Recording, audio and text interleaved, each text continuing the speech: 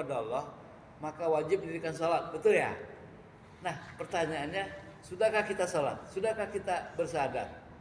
Kemudian ketiga, sudahkah kita berpuasa? Sudahkah kita melaksanakan zakat? Dan terakhir menunaikan ibadah haji.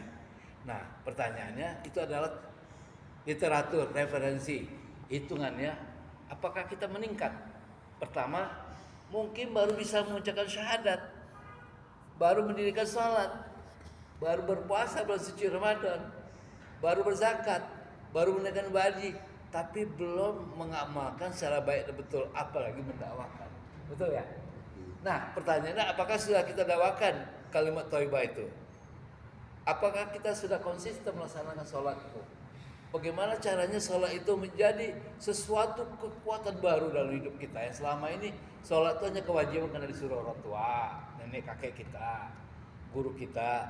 Tapi sudahkah sholat itu menjadi darah daging betul-betul untuk memproteksi diri dari gangguan manusia jenis setan yang selalu mengganggu kita setiap hari? Betul ya? Sehingga kita terhindar dari perbuatan maksiat. Betul ya?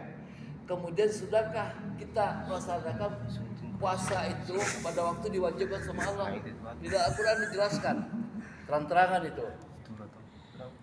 Barang siapa yang berpuasa bulan suci Ramadan contohnya, sejak terbit fajar hingga terbenam matahari, terkabul doanya. Nah, sudahkah kita berpuasa itu merasakan niatnya karena Allah Ta'ala berpuasa? Kemudian apakah kita sudah berzakat kalau mampu? Nah, yang lebih penting lagi, kita lihat mobil banyak sekali berkeliaran, mobil mewah. Kita lihat rumah mewah ada di mana-mana. Berarti mereka orang kaya ya.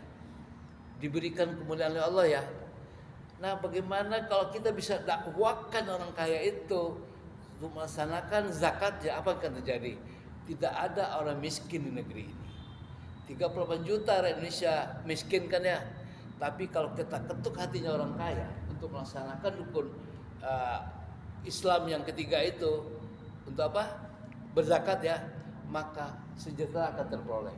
Pertanyaannya, sudahkah kita mendakwakan itu? Rukun Islam loh, itu perintah Al-Quran itu. Itu satu ya, kita renungkan. Meningkat nggak keimanan kita? Kita bicara iman, orang mengakui saya bersyahadat, saya sudah thayyibah. Tapi apakah sudah didakwakan yang dikerjaan itu, yang disuruh itu, yang disunahkan itu gitu. Lainnya adalah rukun iman yang 6. Semua orang mungkin bicara rukun iman, tapi betul nggak mengimani bahwa Allah itu betul-betul rasa melindungi kita, tempat kita berlindung untuk meminta, merasakan nggak gitu? Benar nggak percaya kepada Alkitabnya? Di mana buktinya? Sudah dijelaskan di Al-Baqarah ayat 1 sampai 5 itu kan. Bismillahirrahmanirrahim. Alif lam mim. Dzalikal kitabu la raiba fihi hudan lil muttaqin. Inilah Alkitab dari yang gaib, sebagai petunjuk bagi mukmin takwa. Nah, Al-Quran itu betul-betul petunjuk bagi orang mukmin dan takwa. Nah, apakah sudah menjadi literatur kita dalam hidup Al-Quran itu?